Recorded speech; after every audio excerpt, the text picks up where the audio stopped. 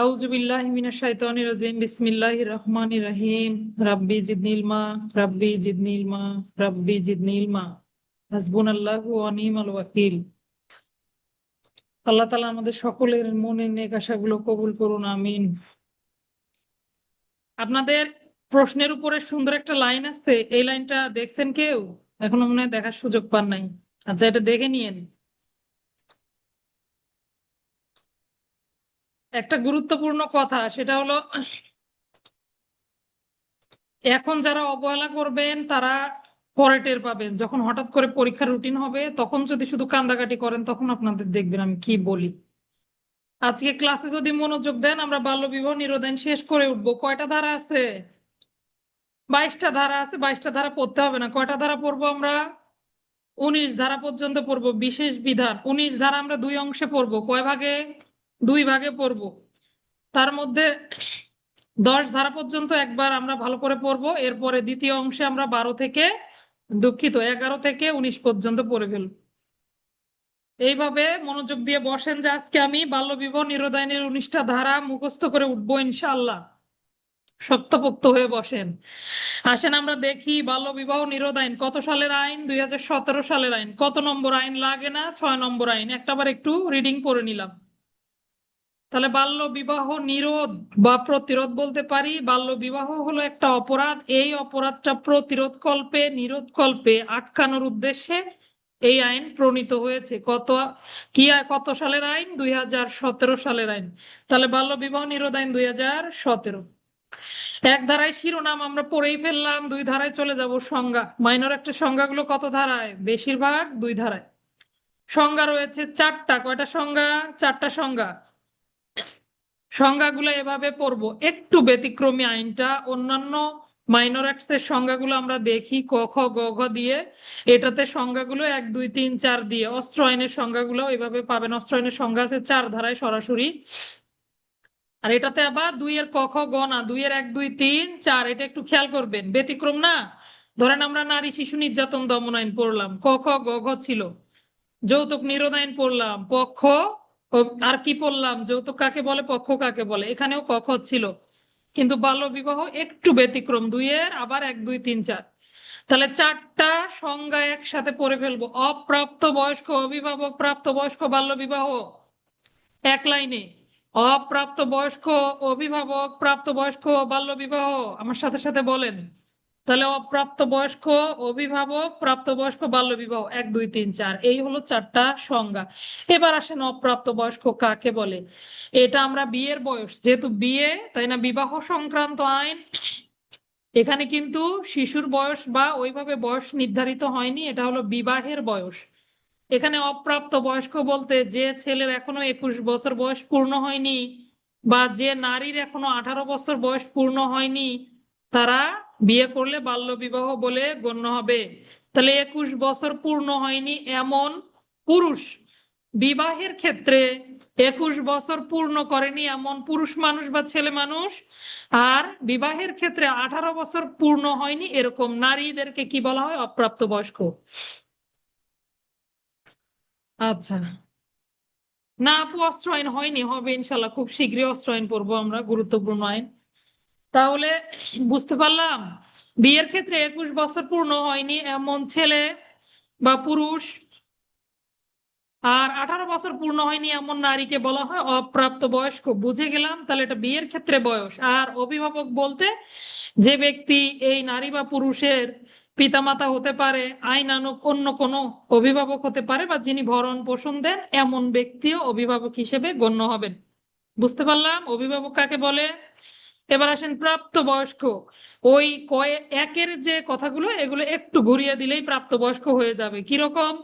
বিবাহের ক্ষেত্রে 21 বছর পূর্ণ হয়ে গেছে এরকম পুরুষ, 18 বছর পূর্ণ হয়ে গেছে এরকম নারীকে কি বলা হয়? প্রাপ্তবয়স্ক বলা হয়।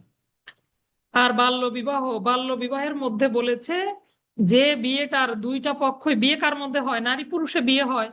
তো বিয়ে হতে গেলে দুইটা পক্ষ লাগে না? বর পক্ষ কনে পক্ষ, তাই তো।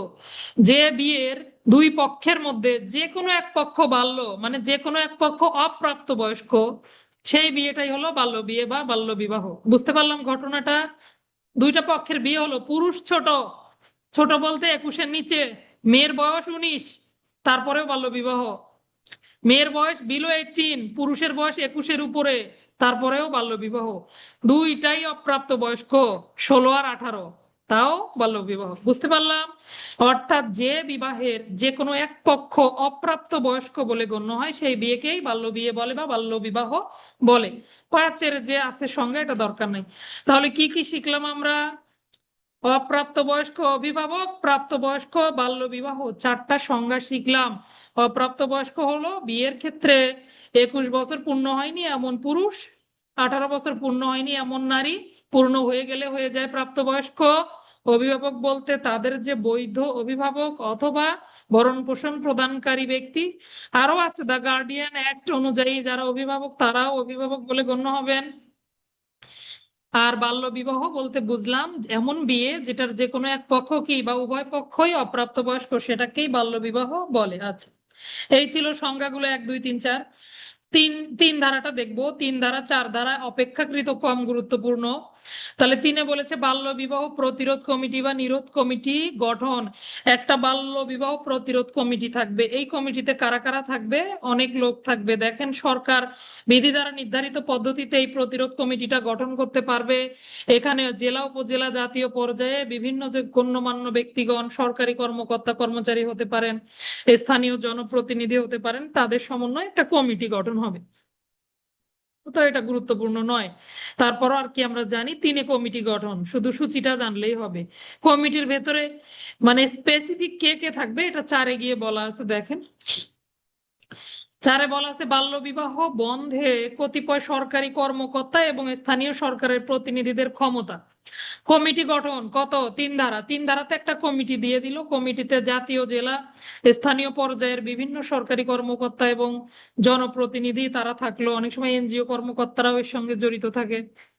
তো দেখেন, 3-এ কমিটি গঠন, 4-এ কিন্তু তারা কি ক্ষমতা প্রয়োগ করতে পারবে এই কথাগুলো এখানে আলোচিত হয়েছে 4-এ। আগে দেখি আমরা যে কে কে থাকবে। দেখেন, উপজেলা নির্বাহী কর্মকর্তা, তাহলে উপজেলা নির্বাহী কর্মকর্তা থাকবে, নির্বাহী ম্যাজিস্ট্রেট, মহিলা বিষয়ক কর্মকর্তা, সমাজ সেবা কর্মকর্তা, প্রাথমিক মাধ্যমিক শিক্ষা অফিসার, সমাজ সেবা কর্মকর্তা, তারপরে থানার ভারপ্রাপ্ত কর্মকর্তা। এই কয়েকজন ব্যক্তি বা তার বাইরেও অন্যান্য ব্যক্তিরা এই কমিটির সাথে যুক্ত হতে পারবেন বা কমিটিতে থাকবেন। বাল্য বিবাহ হলে কোথায় কল আসে? থানার ভারপ্রাপ্ত কর্মকর্তার নম্বরে। এতগুলা লোক যে কমিটির সাথে জড়িত, তাদের কয়জনের নাম্বারে কল যায়? শুধু 999-এ ফোন আসে, তাই না? তাহলে দেখেন, বাল্য বিবাহ প্রতিরোধ কমিটিতে অনেক ব্যক্তি জড়িত, এমনকি ম্যাজিস্ট্রেট স্যাররাও এখানে আছেন। তাহলে উপজেলা নির্বাহী কর্মকর্তা, নির্বাহী ম্যাজিস্ট্রেট, উপজেলা মহিলা বিষয়ক কর্মকর্তা, সমাজ সেবা কর্মকর্তা, প্রাথমিক মাধ্যমিক শিক্ষা অফিসার যিনি তিনিও থাকবেন, থানার ভারপ্রাপ্ত কর্মকর্তা। এই ব্যক্তিগুলোর নাম একটু আপনাকে জানতে হবে। কেন জানতে হবে? লিখবে এরকম করে এমসিকিউ। বাল্য বিবাহ নিরোধ আইন 2017 অনুযায়ী নিম্নলিখিত কোন ব্যক্তি বাল্য বিবাহ নিরোধ কমিটির সদস্য বলে বিবেচিত হবেন না? এরকম 4-5 জনের নাম দিয়ে রাখলো, মাঝখান থেকে এমনি একজন দিয়ে রাখলো যে অন্য আরেকজনের নাম মনে করেন দিয়ে রাখলো, ডাক্তার বা এটা সেটা দিয়ে রাখলো, প্রথম শ্রেণীর ম্যাজিস্ট্রেট। তো সেই ক্ষেত্রে আপনি যদি এগুলো না জানেন, আপনার এটা দাগাতে কষ্ট হয়ে যাবে। এই জন্য কারা কারা কমিটিতে আছে আমরা একবার এটা একটু জেনে নেব। এবার আসেন, কমিটির ক্ষমতাটা কি সেটা একটু জেনে নেই। কোনো ব্যক্তির মৌখিক বা লিখিত আবেদনের মাধ্যমে তারা বাল্য বিবাহ বন্ধ করতে পারবে বা বন্ধ করার জন্য যে কোনো ব্যবস্থা গ্রহণ করতে পারবে। তাহলে কে কে বাল্য বিবাহ বন্ধ করতে পারে? এই যে ব্যক্তিদের নাম বলা হলো, তারা সবাই বাল্য বিবাহ সরাসরি বন্ধ করে দেওয়ার ক্ষমতাবান অথবা বন্ধ করার জন্য যে ব্যবস্থা গ্রহণ করা দরকার এই ব্যবস্থা গ্রহণের জন্য ক্ষমতাবান। বুঝতে পারলাম? তাহলে বাল্য বিবাহ প্রতিরোধ কমিটি গঠন হবে কত ধারায়? 3 ধারায়। কমিটিতে কারা কারা দায়িত্বে থাকবেন, তাদের ক্ষমতা কত? 4 ধারায়। কি ক্ষমতা? বিয়ে বন্ধ করতে পারবে, বন্ধের জন্য চেষ্টা করতে পারবে বা ব্যবস্থা নিতে পারবে। এই ছিল 3, 4। চলে আসেন আদালতের ক্ষমতা দেখবো আমরা। 5 ধারায় বলা আছে বাল্য বিবাহের উপরে নিষেধাজ্ঞা আরোপ এবং নিষেধাজ্ঞা ভঙ্গের শাস্তি। 5-এর 3টা উপধারা, 3টা লাইন বলবো, খুব সহজেই মনে থাকবে, একদম ইজি। আমরা সব সময় দেখি আদালতে হয় কেউ আবেদন করে অথবা আদালত নিজ উদ্যোগেই ব্যবস্থা গ্রহণ করে, তাই কিনা? যে কোনো ক্ষেত্রে বলেন। তাহলে কোনো ব্যক্তির আবেদনের প্রেক্ষিতে অথবা আদালত নিজের উদ্যোগে বাল্য বিবাহের উপরে নিষেধাজ্ঞা আরোপ করতে পারবেন। মনে করেন কোনো একটা এলাকায় বেশি বাল্য বিবাহ হয়, মানে সব সময় অনেক শিশুদের বিয়ে হয়, তো আদালতে কোনো সংবাদ গেল বা আদালত জানতে পারলো, যেভাবেই হোক নিজের উদ্যোগে কি করতে পারবে, এই বাল্য বিবাহ বন্ধের জন্য নিষেধাজ্ঞা আরোপ করতে পারবে, যে আপনার এলাকায় বাল্য বিবাহ বন্ধ করা হলো। এইরকম করে আদালত নিষেধাজ্ঞা জারি করতে পারবে 5-1, নিষেধাজ্ঞাটা তুলে নিতে পারবে অর্থাৎ প্রত্যাহার করতে পারবে 5-2, 5-1 যে নিষেধাজ্ঞা ছিল সেটা যদি কেউ লঙ্ঘন করে তাদের বিরুদ্ধে ব্যবস্থা নিতে পারবে 5-3। বুঝতে পারলাম? তাহলে আদালত কিভাবে নিষেধাজ্ঞা আরোপ করে? আদালত নিজেও নিষেধাজ্ঞা আরোপ করতে পারে, মানে কারো মাধ্যমে সংবাদ প্রাপ্ত হয়েও নিষেধাজ্ঞা আরোপ করতে পারে। তাহলে নিষেধাজ্ঞা আরোপ করবে 5-1, এই নিষেধাজ্ঞা তুলে নিবে বা প্রত্যাহার করে নিবে 5-2, নিষেধাজ্ঞা ভঙ্গ করলে শাস্তির আওতায় নিয়ে আসবে 5-3। আমরা দণ্ডগুলো পড়বো না। গত ক্লাসে যখন আমরা যৌতুক নিরোধ আইন পড়েছিলাম মাইনর অ্যাক্টের ক্লাসে, তখন আমরা কত ধারায় পড়েছিলাম? মিথ্যা মামলার সাজা, যৌতুক নিরোধ আইনের 6 ধারায় পড়েছিলাম। আজকে আমরা দেখব বাল্য বিবাহে ও 6 ধারায় মিথ্যা মামলার জন্য শাস্তির ব্যবস্থা রয়েছে। এখন আসেন, মিথ্যা অভিযোগ যদি কেউ কারো বিরুদ্ধে দায়ের করে তাকে হয়রানি করে, ভেতরে পড়ার এত দরকার হয় না, তাহলে দণ্ড কত? 6 ধারায় দণ্ডিত হবে। কোন আইন? বাল্য বিবাহ নিরোধ আইন 2017। তাহলে মিথ্যা মামলার শাস্তি কত? 6 ধারা। 2 সংজ্ঞা, 3 কমিটি গঠন, 4 কমিটির ক্ষমতা, 5 আদালতের নিষেধাজ্ঞা আরোপ, নিষেধাজ্ঞা প্রত্যাহার, দণ্ডের ব্যবস্থা, 6 মিথ্যা মামলা। হয়ে গেছে না? কত সোজা দেখেন, যদি আপনি মনোযোগ দেন তাহলে। তো আপনার মনেই টানে না, জোর করে বসে আছেন, তাহলে পড়া কিভাবে হবে বলেন? সবচেয়ে গুরুত্বপূর্ণ ধারাটা হলো 7 ধারা এবং 12 ধারা, 2টা ধারা সবচেয়ে গুরুত্বপূর্ণ। তাহলে পরীক্ষার আগে আগে আপনি ধরেন আর 2 মিনিট সময় আছে, আপনাকে এখনই বের হতে হবে। কোন 2টা ধারা দেখবেন? 7 ধারা এবং 12 ধারা দেখে তারপরে বের হবেন। বাকিগুলো ধরেন কোনো কায়দায় সময় নাই, সময় থাকলে অবশ্যই দেখবেন। আসেন আমরা 7 ধারা পড়বো, বাল্য বিবাহ করার শাস্তি। এইবার আসেন, অপ্রাপ্ত বয়স্ক যারা রিফাতের মতো ছোট মোটো, তারা যদি বাল্য বিবাহ করে তখন তাদেরকে কি শাস্তির আওতায় নিয়ে আসা যাবে? দেখেন, 2 রকমের শাস্তির কথা বলা আছে। বলা আছে প্রাপ্তবয়স্ক নারী পুরুষ যদি বাল্য বিবাহ করে। কথাটার মানে কি? প্রাপ্তবয়স্কর আবার বাল্য বিবাহ হলো কিভাবে? প্রাপ্তবয়স্ক নারী পুরুষ যদি বাল্য বিবাহ করে তাহলে তাদের দণ্ড 2 বছর পর্যন্ত কারাদণ্ড, 1 লক্ষ টাকা জরিমানা দণ্ডে দণ্ডিত হবেন। টাকা যদি দিতে না চান অনাদায়ে আরো 3 মাসের কারাদণ্ড দেয়া যাবে। তাহলে প্রাপ্তবয়স্ক লোক কিভাবে বাল্য বিবাহ করে? একটা প্রাপ্তবয়স্ক, কে? পুরুষ। বিয়ে করলো কাকে? অপ্রাপ্তবয়স্ক নারীকে। তাহলে কি হলো? প্রাপ্তবয়স্ক লোককে দণ্ডিত করবেন না? অবশ্যই দণ্ড পাবে প্রাপ্তবয়স্ক লোক। এবার আসে নারী প্রাপ্তবয়স্ক কিন্তু বিয়ে করেছে কাকে? শিশু পুরুষকে, 21 বছরের নিচে যার বয়স। তাহলে কি হলো? প্রাপ্তবয়স্ক নারী পুরুষ এভাবেই বিয়ে করে। বুঝতে পারলাম আমরা? দুজনে প্রাপ্তবয়স্ক হলে তো আর বাল্য বিবাহই হলো না।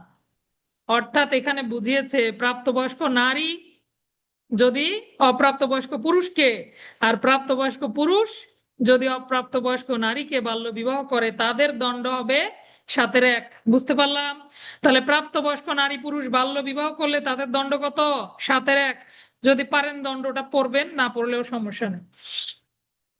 এবার আসেন, এই দণ্ডটা গুরুত্বপূর্ণ আপু, পড়ে ফেলতে পারলে আলহামদুলিল্লাহ, না পড়লে এত চাপ নেওয়ার দরকার নেই।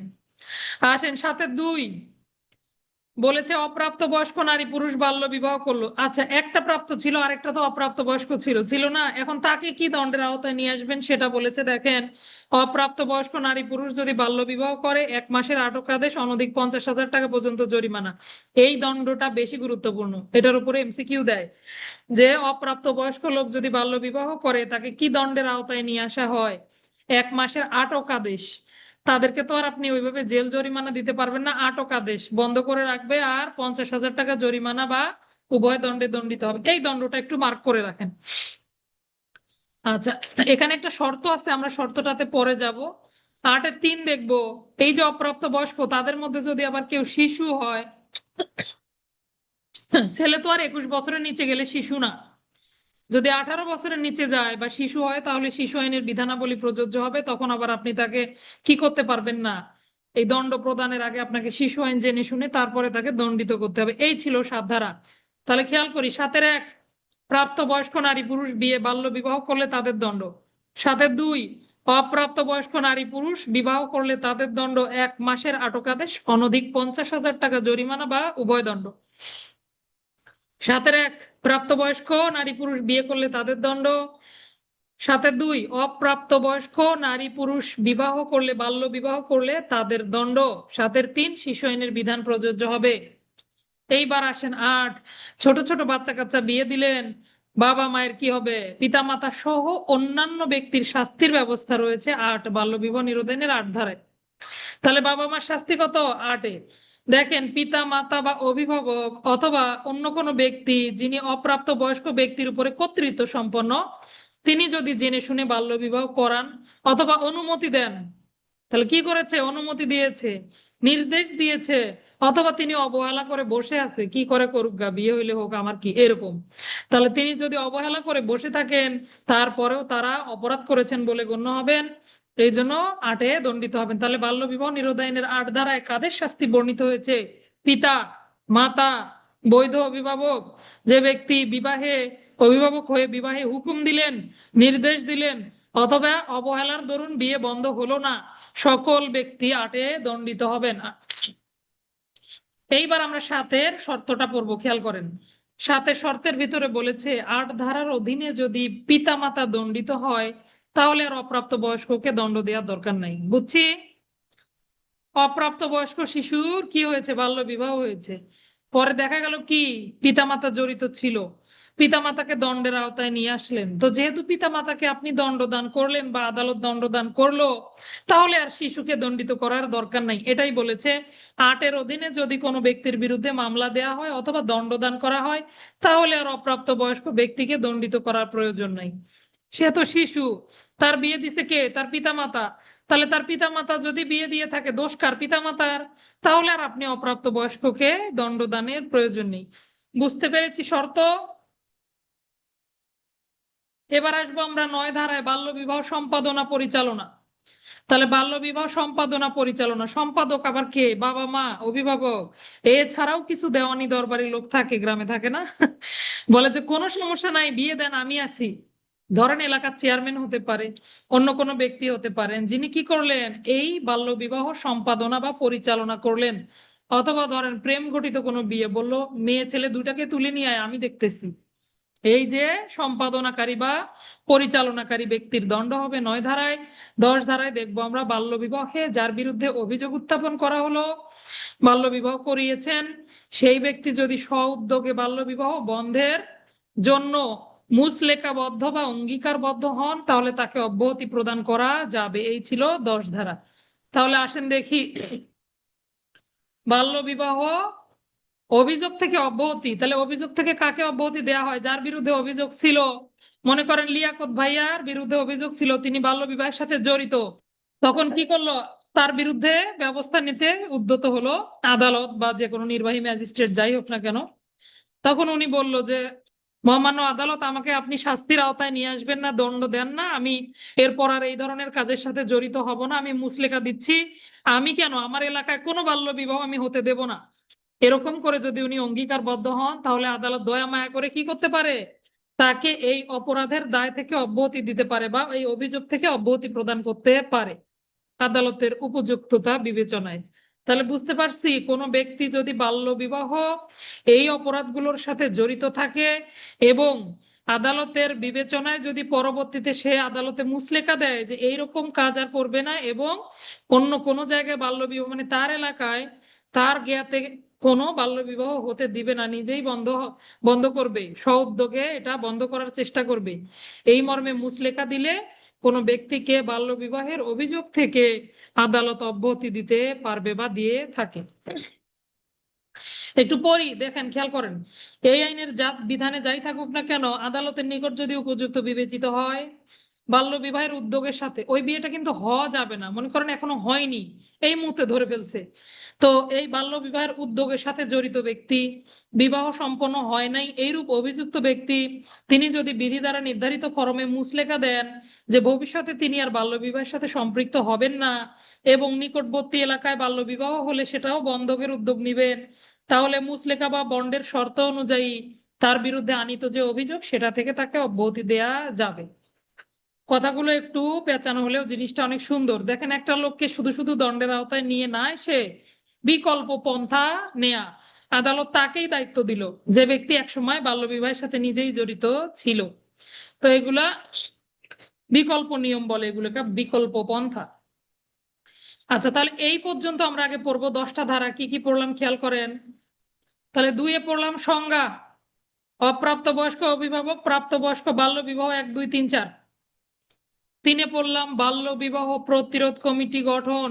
4-এ পড়লাম কমিটির সদস্য, নির্বাহী ম্যাজিস্ট্রেট, উপজেলা সমাজসেবা কর্মকর্তা, উপজেলা নির্বাহী অফিসার, থানার ভারপ্রাপ্ত কর্মকর্তা, প্রাথমিক মাধ্যমিক শিক্ষা অফিসার ইত্যাদি। তারা বাল্য বিবাহ বন্ধ করতে পারবে বা বন্ধের ব্যবস্থা গ্রহণ করতে পারবে। 5-এ পড়লাম আদালতের ক্ষমতা, আদালত নিষেধাজ্ঞা আরোপ করতে পারবে, নিষেধাজ্ঞা প্রত্যাহার করতে পারবে, নিষেধাজ্ঞা ভঙ্গের দরুন শাস্তির ব্যবস্থা করতে পারবে। 5-এর 1, 2, 3। 6-এ মিথ্যা মামলা, 7-এ বাল্য বিবাহ করার দণ্ড। প্রাপ্তবয়স্ক যদি বাল্য বিবাহ করে 7-এর 1, অপ্রাপ্তবয়স্ক বাল্য বিবাহ করলে 7-এর 2, 1 মাসের আটকাদেশ, 50,000 টাকা জরিমানা বা উভয় দণ্ড। শর্ত হলো 8 ধারার অধীনে যদি অলরেডি পিতামাতা দণ্ডিত হয়ে থাকে, মামলা দায়ের করা হয়ে থাকে, তাহলে আর কি হবে না, তাদের দণ্ডদান করা যাবে না। 7-এর 3-এ বলেছে শিশু আইনের বিধানগুলো প্রযোজ্য হবে। 8-এ পিতামাতার দণ্ড। 9-এ বিবাহ পরিচালনাকারী বা সম্পাদনাকারীর দণ্ড। 10-এ স্বউদ্যোগে কোনো ব্যক্তি বাল্য বিবাহ বন্ধ করবে এই শর্তে মুচলেখা সম্পাদনের মাধ্যমে তাকে বাল্য বিবাহের অপরাধের অভিযোগ থেকে অব্যাহতি প্রদান। এই 10টা ধারা একজনের থেকে শুনবো, তারপরে বাকি অংশে যাব। কে বলবেন? হাত তোলেন। একজন শুধু সুযোগ পাবেন। 2-এ সংজ্ঞা, 3-এ কমিটি গঠন, 4-এ কমিটির ক্ষমতা, 5-এ আদালতের ক্ষমতা, 6-এ মিথ্যা মামলা, 7-এ বিয়ের জন্য দণ্ড, 8-এ পিতামাতার দণ্ড, 9-এ সম্পাদনা পরিচালনা, 10-এ মুচলেখা সম্পাদনের মাধ্যমে অভিযোগ থেকে অব্যাহতি প্রদান। লিয়াকত ভাইয়া বলেন।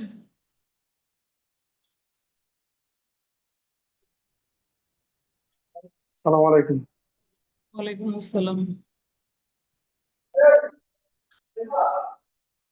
আপনার 2-এ আছে সংজ্ঞা, আপনার প্রাপ্তবয়স্ক, অভিভাবক, অপ্রাপ্তবয়স্ক আর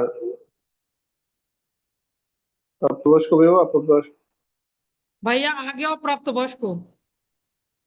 অপ্রাপ্তবয়স্ক অভিভাবক, প্রাপ্তবয়স্ক আর একটা জিনিস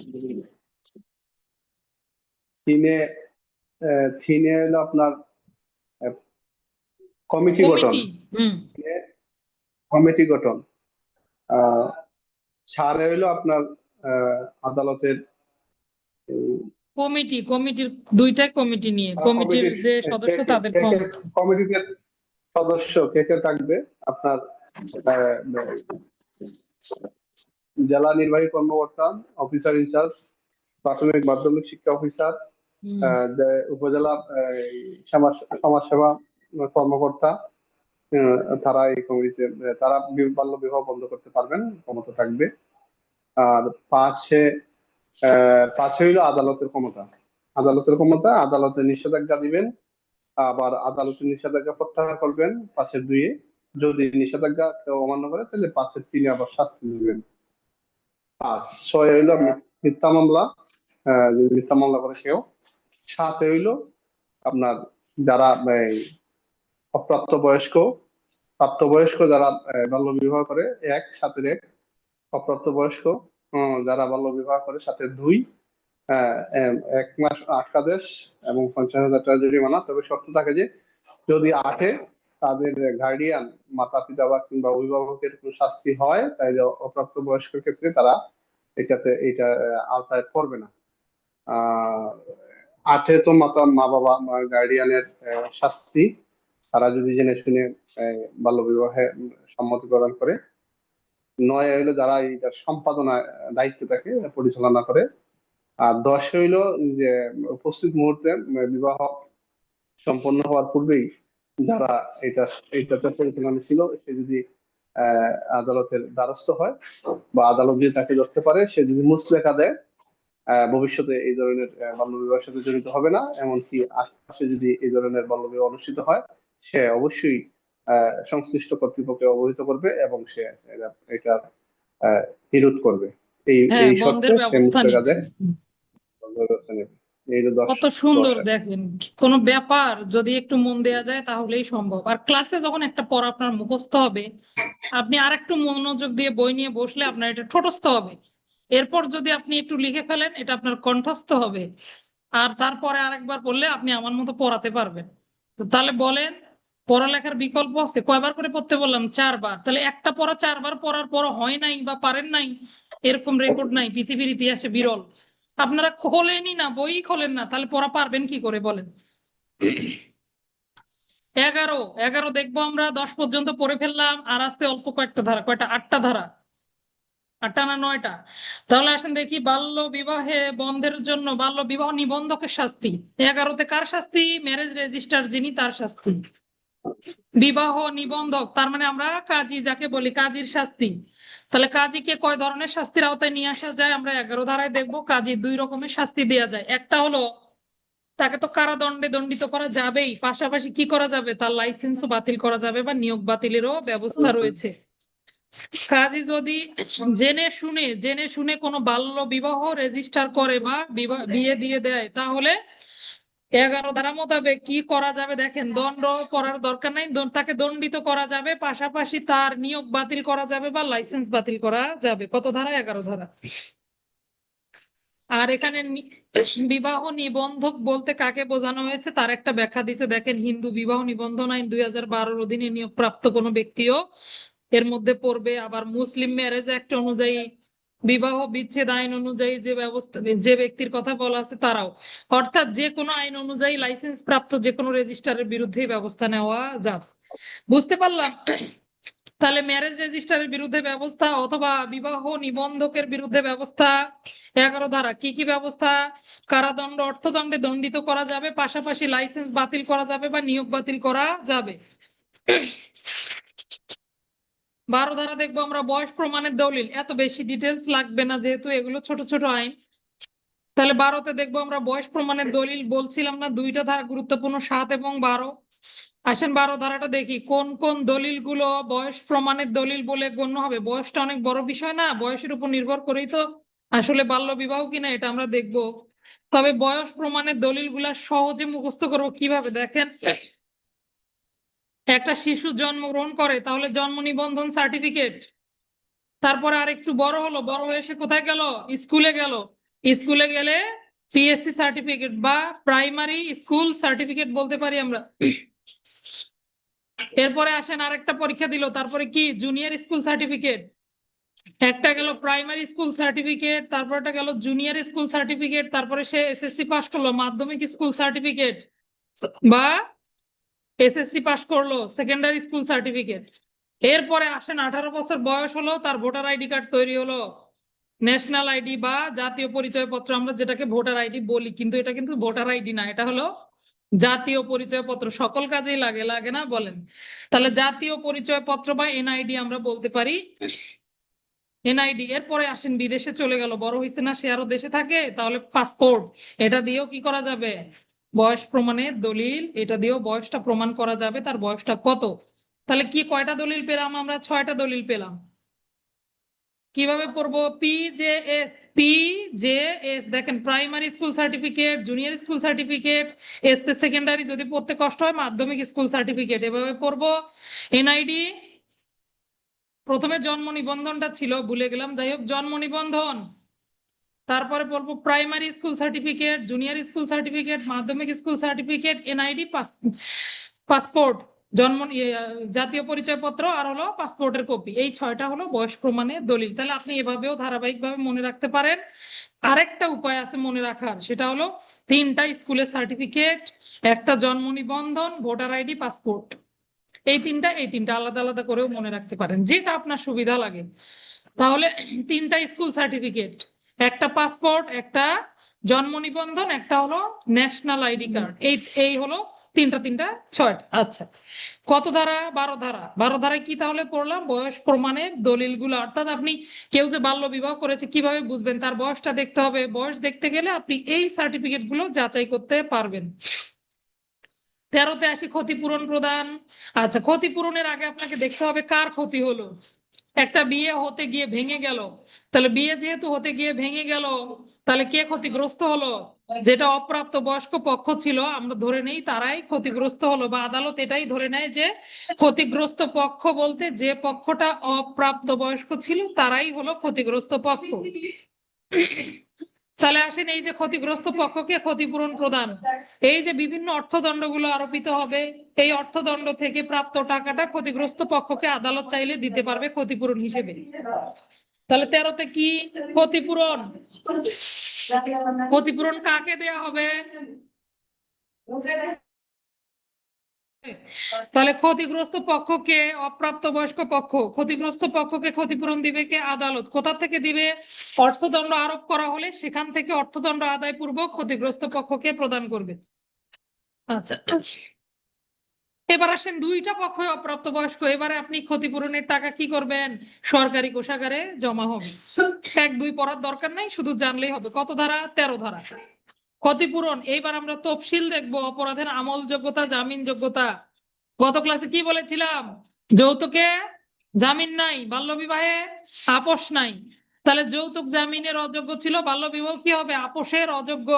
তাহলে দেখেন, আমলযোগ্য, জামিনযোগ্য, আপোষের অযোগ্য বলে বিবেচিত হবে। কত ধারা? 14 ধারা। 15তে বিচারের পদ্ধতি সিআরপিসি হবে। বিচারের পদ্ধতি অর্থাৎ কোড অফ ক্রিমিনাল প্রসিডিওর অনুসরণ করে বিচারের ব্যবস্থা হবে। 16তে তদন্ত, তদন্তের জন্য 2টা সময়সীমা, 30 কার্য দিবস, 15 কার্য দিবস। আর তদন্তটা করবে কে? সাব ইন্সপেক্টর থেকে তদূর্ধ্ব পদমর্যাদার কর্মকর্তা। ভুল। দেখেন, একমাত্র আপনারা বাল্য বিবাহে পাবেন, আরেকটা পাবেন আপনারা পিতামাতার ভরণ পোষণ আইনেও পাবেন। আদালত নির্ধারিত করে দিতে পারবে কোন ব্যক্তি তদন্ত করবে। এখানে দেখেন, বাল্য বিবাহের অপরাধগুলো তদন্তের জন্য আদালত নিজেও সরজমিনে তদন্ত করতে পারে, আবার যে কোনো সরকারি কর্মকর্তা বা স্থানীয় সরকারের প্রতিনিধিকে তদন্তের নির্দেশ দিতে পারে। কিন্তু সময় পাবে প্রথমে 30 কার্য দিবস, না পারলে কারণ ব্যাখ্যা সাপেক্ষে আরো 15 কার্য দিবস। তাহলে ব্যতিক্রম কিনা? বাল্য বিবাহ নিরোধ আইনের অপরাধগুলো কে তদন্ত করে থাকেন? সাব ইন্সপেক্টর পদমর্যাদার কর্মকর্তা থেকে তদূর্ধ্ব না। কে? আদালত তদন্ত করতে পারবেন, অথবা আদালত কর্তৃক নির্ধারিত কোনো প্রতিনিধি, অথবা সরকারি কর্মকর্তা, স্থানীয় প্রতিনিধি। 17তে মোবাইল কোর্ট বা ভ্রাম্যমাণ আদালতের মাধ্যমেও এই আইনের অধীনে অপরাধগুলোর বিচার করা যাবে। আমরা দেখি না, মোবাইল কোর্ট করে গিয়ে বাল্য বিবাহ বন্ধ করে দেয়, জরিমানা করে। তাহলে মোবাইল কোর্ট আইন 2009 এর প্রয়োগ রয়েছে। কত ধারা? 17 ধারা। 18তে হলো অপরাধ আমলে নেওয়ার সময়সীমা। মনে করেন বাল্য বিবাহ হয়ে গেল, কিন্তু কেউ সংবাদ পেল না। 2 বছর পরে সংবাদ পাওয়া গেল দুইজনের বাল্য বিবাহ হয়েছিল। 2 বছর পর আর সংবাদ পেয়ে লাভ আছে? এতদিনে বাচ্চা কাচ্চাও হয়ে গেছে, তখন আর বাল্য বিবাহ সাজা দিয়ে কি করেন? শুধু শুধু ভোগান্তি। এই জন্য বলেছে অপরাধ আমলে নেওয়ার সময়সীমা হলো অপরাধ সংগঠিত হবার 2 বছরের মধ্যে অভিযোগ দায়ের করা না হলে আদালত এই অপরাধগুলো আমলে গ্রহণ করবে না। তাহলে সময়সীমা কতদিন? 2 বছর। অপরাধ সংগঠিত হওয়ার 2 বছরের মধ্যেই অভিযোগ দায়ের করতে হবে। তাহলে বাল্য বিবাহ চুপে চাপে হয়ে গেলেও 2 বছর পর্যন্ত ভয়ে থাকবে। 2 বছরের মধ্যে বাল্য বিবাহ হলে অভিযোগ দায়ের করা যাবে। 19-এ বিশেষ বিধান, এই বিধানটা দিয়েই সর্বনাশটা হয়েছে। দেখেন, 19-এ বলেছে এই আইনের অধীনে যাই কিছুই থাকুক না কেন, বিধি দ্বারা নির্ধারিত পদ্ধতিতে কোন বিশেষ প্রেক্ষাপটে অপ্রাপ্ত বয়স্ক ব্যক্তির সর্বোত্তম স্বার্থে আদালতের নির্দেশে পিতামাতা বা প্রযোজ্য ক্ষেত্রে অভিভাবকের সম্মতিক্রমে বিয়ে যদি সম্পাদন হয়ে যায় তাহলে সেটা অপরাধ বলে গণ্য হবে না। এই বিশেষ বিধানটা কেন রেখেছে জানেন? অনেক সময় হয় কি, অপ্রাপ্ত বয়স্ক মানুষ হয় না, প্রেম হয়ে যায়, ভালোবাসা হয়ে যায়, সেক্ষেত্রে আবার এই অপ্রাপ্ত বয়স্ক মানুষরা আবার দেখা যায় আত্মহননের পথ বেছে নেয়, হয় না? মানসিক অপরিপক্ক থাকে, তো 18 বছরের নিচে অনেক সময় অনেক শিশুর পরিপক্কতাই হয় না। তো তারা যদি এরকম করে, জীবন বাঁচার তাগিদে কিন্তু বাবা মা অনেক সময় রাজি হয়ে যায় বা তাদের বিয়ের ব্যবস্থা করে। তো এরকম ক্ষেত্রে বা বিভিন্ন ক্ষেত্রে সর্বোত্তম স্বার্থে অপ্রাপ্ত বয়স্কের সর্বোত্তম স্বার্থ বিবেচনায় আদালতও অনেক সময় নির্দেশ দিয়ে দেয় যে না, আপনারা তাদের বিয়ে দেন। এই ক্ষেত্রে বাল্যবিবাহ অপরাধ বলে গণ্য হবে না, এটাকে বলে বিশেষ বিধান। এই ছিল আমাদের আজকের ক্লাস। আসেন দেখি আমরা দ্বিতীয় অংশে কি কি পড়লাম। 11তে বিবাহ নিবন্ধকের শাস্তি, 12তে বয়স প্রমাণের দলিল 6টি, 13তে ক্ষতিপূরণ প্রদান, 14তে ফৌজদারি কার্যবিধি, দুঃখিত, 14তে অপরাধের আমলযোগ্যতা জামিনযোগ্যতা, আমলযোগ্য হবে, জামিনও পাবে কিন্তু আপোষ নাই, 15তে ফৌজদারি কার্যবিধির অধীনে বিচার হবে, 16তে তদন্ত, 17তে মোবাইল কোর্টের প্রয়োগ, 18তে অপরাধ আমলে নেওয়ার সময়সীমা, 19এ বিশেষ বিধান। আবার বলতে হবে, 11তে বিবাহ নিবন্ধকের শাস্তি, 12তে বয়স প্রমাণের দলিল 6টি, 3টি স্কুল সার্টিফিকেট, 1টি জন্ম নিবন্ধন, জাতীয় পরিচয়পত্র, পাসপোর্ট, এই 6টা ছিল দলিল, 13তে ক্ষতিপূরণ প্রদান, 14তে অপরাধগুলো আমলযোগ্য, জামিনের অযোগ্য, আপোষ অযোগ্য, জামিনযোগ্য এবং আপোষের অযোগ্য হবে, 15তে বিচারের বিধান, 16তে তদন্ত, 17তে মোবাইল কোর্ট, 18তে অপরাধ আমলে নেওয়ার সময়সীমা 2 বছরের মধ্যে, কবে থেকে? অপরাধ সংগঠিত হওয়ার তারিখ থেকে 2 বছরের মধ্যে, 19এ বিশেষ বিধান। এই ছিল ক্লাস। ধন্যবাদ সবাইকে। দ্বিতীয় অংশটা পড়া নেব। দ্বিতীয় অংশটা রাবে আপু বলবে। রাবে আপু,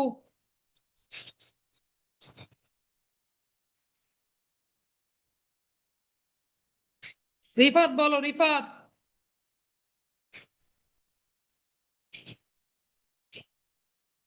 তাহলে কিভাবে পড়া হবে আপনাদের বলেন?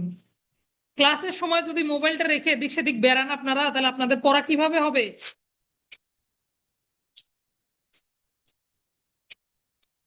কে বলবেন? হাত তোলেন। লিয়াকত ভাইয়া বাদে, লিয়াকত ভাইয়া একবার পড়া বলছে। দেখেন এখন খোলা যাবে।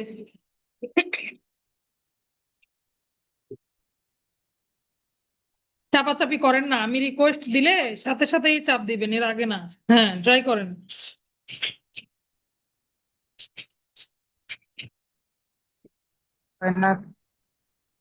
এই তো আসসালামু খুলছে, বলেন। আলাইকুম। ওয়ালাইকুম আসসালাম।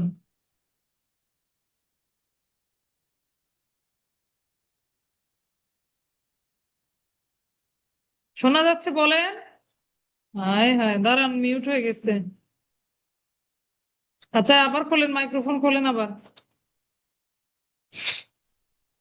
11তে হচ্ছে বাল্য বিবাহ নিবন্ধকের শাস্তি, যিনি হুম। বাল্য বিবাহটা সম্পূর্ণ করলো তার শাস্তি।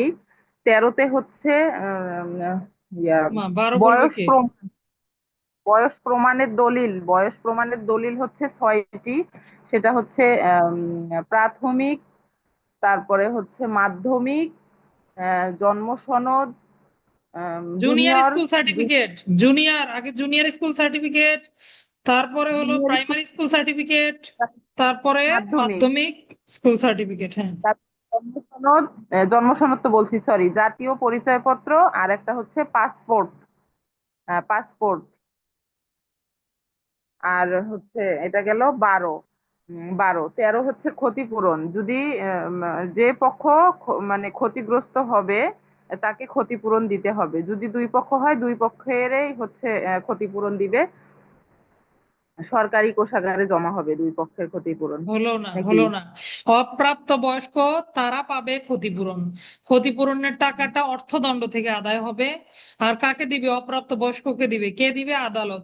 দুইটাই পক্ষই যদি অপ্রাপ্ত বয়স্ক হয়, সেক্ষেত্রে তাদের কাছ থেকে অর্থদণ্ড আদায় করলো, এটা কোথায় জমা হবে? সরকারি কোষাগারে।